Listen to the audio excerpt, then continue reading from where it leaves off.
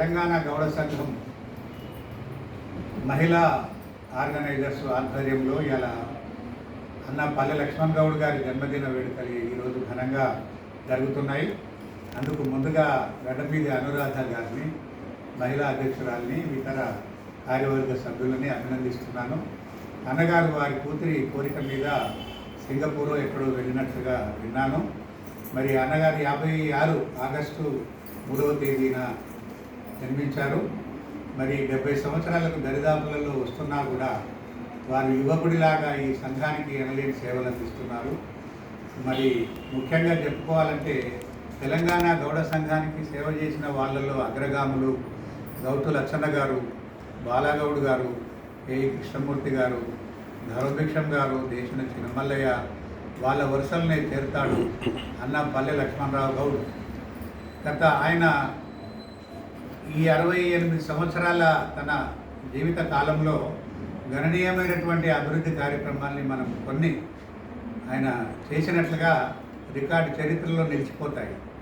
ఈ Gowda hostel, Himayat Nagar Gowda hostel నడిబొడ్డున గత 70 సంవత్సరాల చరిత్ర ఉన్న ఈ హాస్టల్కి ఆయన 40 సంవత్సరాలుగా సేవలు అందిస్తున్నాడు.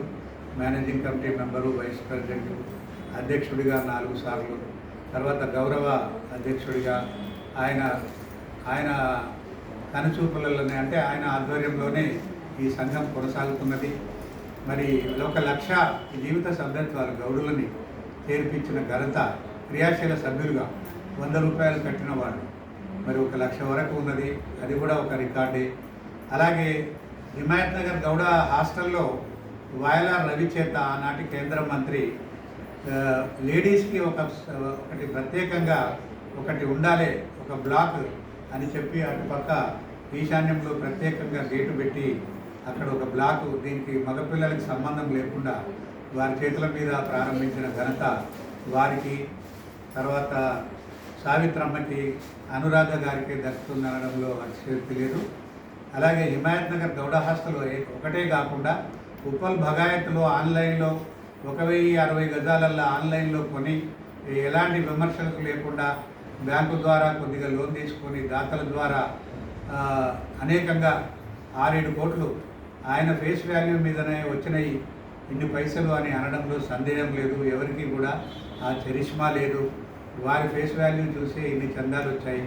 అలాగే వారి క్రియాశీలకంగా పనిచేస్తున్నారని చెప్పి చందానగర్లో కూడా లక్ష్మీనారాయణ గారు 1/2 ఎకరం ఇచ్చారు.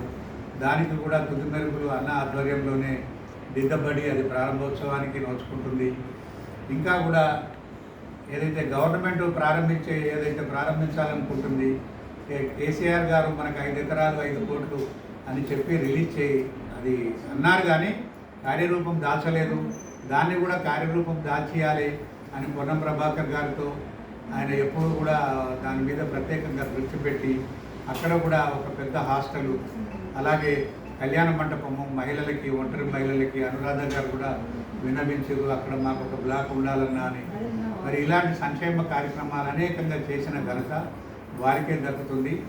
మరి వారు మరిన్ని ఇంకా కూడా నిండా నూరేళ్ళు కూడా భగవంతుడు, మన కులదైవం, మన అమ్మ ఎల్లమ్మ తల్లి కంఠమహేశ్వర స్వామి ఆశీస్సులతో ఆయన సంపూర్ణ జీవితం 100 సంవత్సరాలు జీవించాలని, తెలంగాణ గౌడ మహిళా సంఘమే కాకుండా తెలంగాణ గౌడ బిడ్డలందరూ కూడా ఆయన క్షేమంగా ఉండాలని కోరుకుంటున్నారు. మరి ఆయన జీవితం స్ఫూర్తిదాయకం.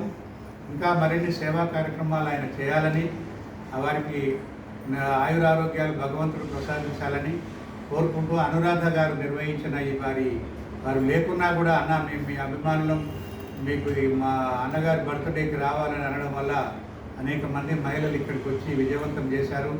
అందరికీ పేరు పేరున ధన్యవాదాలు. Thank you.